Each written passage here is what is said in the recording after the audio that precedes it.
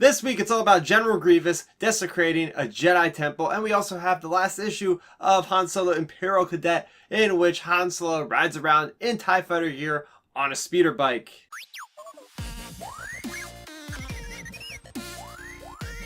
So every week I break down the latest in Star Wars content that includes comics, TV shows, and more. So if you like this video, make sure you support the channel by subscribing. So jumping right into Age of Republic, General Grievous, issue number 1. So the story is all about General Grievous hunting down 2 Jedi. He finds out that they were looking for a Jedi temple. He then tracks that temple down and investigates, and then finds out a spiritual side of the Force that he did not expect, and he gets frightened by it and completely destroys this temple out of hatred. So things I liked about this issue is, first off, seeing Grievous at his best, doing what he does best, which is killing and hunting down Jedi. He totally destroys these Jedi, both a master and an apprentice, with like having no exhaustion, right? He does it without even having to try. It seems like he just so mercilessly kills these Jedi. I thought that was pretty awesome. He also is very good when it comes to acrobatics, as we have seen in the Clone Wars and Revenge of the Sith, because he goes into this Jedi temple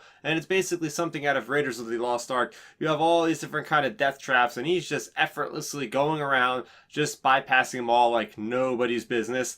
But getting into the things that I liked about this from a spiritual standpoint. So if you guys have watched Star Wars Rebels, there was a Jedi temple on Lothal. We have both Ezra and Ahsoka and Kanan going in there and experiencing different things. Well, this kind of thing happens in this issue. There is this waterfall. Grievous goes up to it. He puts his hand through it, and what I thought was interesting, because he is technically a cybernetic being, he is part organic. He says he doesn't feel anything. So that was interesting. He's got a robotic hand. He's talking about feelings. Yes, this reaffirms the fact that he is indeed a living creature, even though like 90% of his body is cybernetics. So anyway, he goes into this other state of mind where something's talking to him. It's basically like the Force is talking to him, ripping out his cybernetics and actually showing what he looked like beforehand. So we get this look at what he is called a Kaleesh in the Legends lore. I believe he still is a Kaleesh in canon, about he's this brown type of alien that wanted to just, have these experiments done on him to make him superior to Jedi for his hatred of Jedi. And it goes all into that and just really breaks him apart from the inside out. And then we see his fury about what had happened just come out, and as the general, he calls down an orbital strike on this Jedi temple and just desecrates it, just completely destroys it. And that was pretty much the issue. So I thought this really summed up what Grievous is all about. He's just this killing machine. You don't really ever have empathy for this character. He never has had any kind of sympathetic reaction. You don't really have to care about this character. That's just the way he's built up. And it just shows us him killing Jedi, as well as seeing a little bit of his past, which we still haven't seen a lot of. I would still like an origin story on like why Grievous decided to just give up his living parts for cybernetic parts. And this happened to be the last story of the Age of Republic 8-issue maxi series or mini series, whatever you want to call it. So we got all these great prequel characters. I think that Jody Hauser and the artist team did a fantastic job from top to bottom, having consistent storylines that really fleshed out the different layers of these characters. So yeah, if you guys are waiting for the graphic novel or trade paperback versions, then you're going to be very much impressed by the stories, because I loved all of them. We are not done with the Age of series yet, because rolling into April, we are getting the Age of Rebellion series. It's, yes, we're getting all into that Galactic Civil War era with some of our favorite heroes, such as Tarkin, Princess Leia, Luke. All those guys are going to be having their own showcases in their one-shot stories going forwards. Can't wait for them. Next up for comics, we have Han Solo, Imperial Cadet, issue number 5. This story chronicles the adventures of Han Solo in between the years that we see him in Corellia and on Mimban in Solo, a Star Wars story. We were getting to the end of this particular story, in which Han Solo and his cadet buddies are now going to go back to the war on this one planet and try to save their downed comrade, who has been a pretty much a jerk to them this entire time at the academy. But it shows us Han Solo's good side, as even though this guy is not really good friends with him, he has to go and try to rescue him. It's just in Han Solo's good nature that we see in A New Hope. So it turns out that we have Han Solo going back to get this guy. In the meantime, we find out the little bit of the mysterious nature of what is going on this planet. It has to do with mining and using slave labor. And one of the cadets in Solo's group, her name is Kanina. She finds out that her significant other is on a planet that has to do with mining, that the Imperials are going to look for that planet next.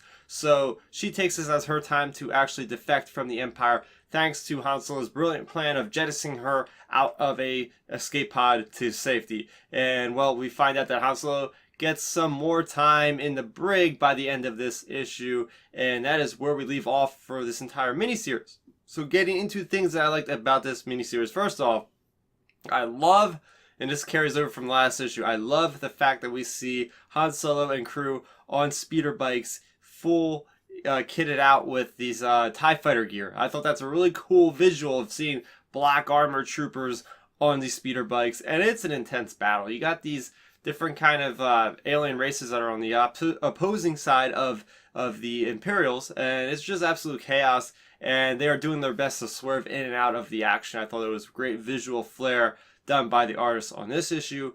I like how they actually go into this little bit of a situation where Han Solo getting surrounded, as we often see him in various appearances in comics as well as, of course, the movies. And he finds out that he talks his way out of this situation where there ends up being these freedom fighters that are breaking away as slaves from these people that are enslaving them. And basically, they just get lucky. He gets lucky as heck to get out of this situation in which he is surely about to die. And finally, I want to hit home the point that Han Solo, you see his redeeming qualities shining through in his particular issue, again, with Kanina. You know, thinking about her future, about, you know, he kind of has a similar situation with Kira. And he's talking to her about, like, you know, that's my one motivation to get me through all this is Kira. And I guess Kanina's, her motivation is this significant other on this other planet. So he's just giving her that one chance that he thinks is the only chance or the best chance at this given moment in her life to get out of the Empire, reunite with her significant other, and get him to safety before the Empire decides it's too late for that planet and mines it to heck. And that's pretty much the entire issue. This miniseries as a whole was a nice little focusing, zooming in part on Han Solo's life as a cadet. Now, I found it interesting at the end of this issue, there is a note left by, I think, the assistant editor, or one of the editors, that says that this is the end of Han Solo's life in the cadet, as a cadet, for now, in parentheses. So are we going to see another story set in that 3-year gap between those moments in his life during the Solo Star Wars story? It makes a lot of sense, because I was a little bit disappointed that we did not see Tag and Bink, who are now canonized because they were in the visual guide or the dictionary, and they are in a deleted scene. So I would like to see another series about Tag and Bink, because it actually was in the novelization as well, where it mentioned that Han Solo and them have had a kind of rough road. So maybe we can see a story about them that gets closer to the point where Han Solo ends up on Mimban, because we did not see him end up on Mimban in this, maybe because the deleted scene shows what happens in that case. But that is another story for another day. And would I recommend this miniseries? For sure. This is a great little miniseries that carries right into this gap after what we see what happens in Solo, a Star Wars story. You definitely see the formative years of Han Solo and what he will become later on in life. So we had the penultimate episode of Star Wars Resistance Season 1.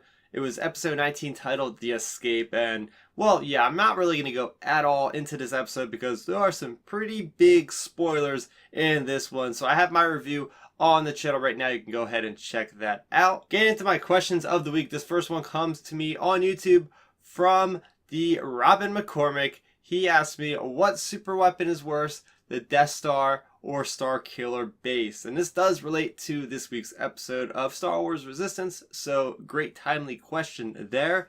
So this is a pretty hard decision, I'll be honest with you, because we did not see enough of Starkiller Base, but we have heard enough of the Death Star in the expanding canon and throughout the movie as well. And well, let's talk a little bit about the Death Star. So Death Star was built by Director Krennic, and it was controlled by Grand Moff Tarkin. And especially under Tarkin's rule, he was using it as a weapon of fear. So he was going to use this thing to parade it across the galaxy. Any type of civilizations that were rising up against the Empire, they would be made as an example of, as we see in A New Hope with Alderaan, which they thought that there was a lot of rebellion supporters like Bail Organa, and they were right. And well, that is sowing a lot of fear in the galaxy after that happens, right? You're going to see a lot of people say, oh, maybe we should ease it down a little bit, or else our home is going to be completely vaporized. So yes, that's good. But as far as being vulnerable, yeah, it was very vulnerable. I mean, yes, it was a shot in a billion with Luke Skywalker firing down the exhaust shaft, but I guess, that's what Galen Erso put that there for. But overall, yeah, Death Star, very, very super technological weapon, and you would see the Empire using that same technology in Death Star 2. So, moving on to the Starkiller base. We didn't see enough of this thing, but what it did, the power it showed, was way more of a magnitude higher than the Death Star, because not only can it destroy one planet, it can destroy an entire system of planets, as we see what it does with Hosnian Prime. Now, again, I don't know what the statistics of this thing, how it moves, but we do know the technical readouts allow it to actually absorb the sun for energy and emitting a blast that way. So I would think that, Starkiller Base is going to be the worst weapon, because we see it firing pretty much across the galaxy too. Like all the way to Hosnian Prime system. I mean, Starkiller Base is in the unknown regions. I'm pretty sure that Hosnian Prime is one of the core planets, because that's where the at that time the Republic's seat of power moves from planet to planet after the Treaty of whatever, during like the 2 years after Return of the Jedi, if I'm not mistaken. So yeah, it's gonna have to be Starkiller Base is definitely worse, because it could just target anybody at any given time, and if it wasn't for the Resistance, thanks to Poe Dameron and the crew, yeah, no one would ever stand up against the First Order. They're just too powerful with a weapon of that magnitude. Moving over to my next question, it comes to me on Twitter from Matthew Wilson at the Geeks Attic. He is asking me, was the discussion between Anakin and Palpatine regarding manipulation of life a throwaway discussion if it's not played out in episode 9? So this is a very big rumor and speculation that we might see, let's say, the Emperor in episode 9. That would definitely make it come full circle, wouldn't it? I mean, you get introduced to this character in episode 1, carrying all the way through to episode 9. People are thinking that he is talking about Anakin, and about the force manipulation of the midichlorians would perhaps be able to resurrect him by episode 9. Maybe that's what's going on with Jakku and observatories. We hear about that in Aftermath. Why is Jakku significant in The Force Awakens? Why is Rey growing up there? Why are we seeing pictures of the one picture that is official of all the cast? It looks like they are on Jakku once again.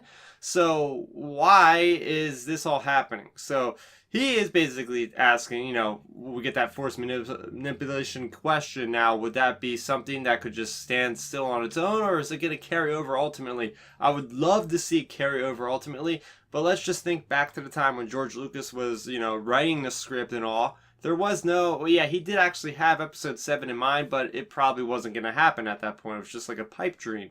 So if we're keeping the story self-contained with the 6 episodes, 1 through 6, I think it works out pretty well, because you're giving this sense of, this is how Anakin's going to turn to the dark side, as, Darth Vader, of course, is because he's hearing about this way of, stopping death. What happens if he could stop Padme from dying? He keeps having these dreams that are haunting him, these nightmares, and that is what's going to spur him in the moment to get closer to Palpatine. So for that plot reasoning, it works pretty well without having to line up into episode 9, I think, because he's manipulating life that way. And if you guys have read the Darth Vader series of comics, there's a really quick spoiler alert here, so if you don't want to hear what happens in the last issue, skip ahead like a minute. there is that whole portrait or that whole panel where Palpatine is hovering over Skywalker, manipulating her stomach to possibly create Anakin from Force manipulation. So there you have it. You know, that's what maybe George Lucas was thinking. I'm not sure if that's what he thought, but that wasn't actually officially confirmed by anybody or anything, so hold that with a grain of salt. It was just in a comic book that happened to be canon. So overall, I would really like it to be played out in episode 9, but I wouldn't be like completely disappointed if they didn't address it. So yeah, bringing something back from episode 1 and going all the way through to episode 9 full circle would be absolutely fantastic. So if you guys want to get your questions into me, you can do it one of two ways: on Twitter at Starrapter using hashtag Star Wars Weekly, and on this video you can comment down in the comment section with the hashtag Star Wars Weekly. Any questions up for grabs. I love answering your questions, so please get them in. So that is going to do it for this week in Star Wars Weekly. Now next week we can look forward to Star Wars issue number 63, as well as the solo adaptation issue number 6. So that's going to do it for me, Starrapter. Again, if you're new to the channel, welcome. I do this every single week, so if you like this content and lots of Star Wars content, you're going to want to make sure you subscribe to this channel so you never miss any of that in the future. My name is Starrapter. Thank you so much for watching, and may the Force be with you always. Thanks for checking out the video. Please hit that thumbs up symbol. It helps me know that I'm making content that you guys enjoy. And if you enjoyed this video, I also included 2 videos down below you guys should check out. And please consider subscribing to this channel. It helps support me, and it notifies you guys of when I get new videos up on the channel. You can also contact me on Twitter, Facebook, and Instagram at Starrapter.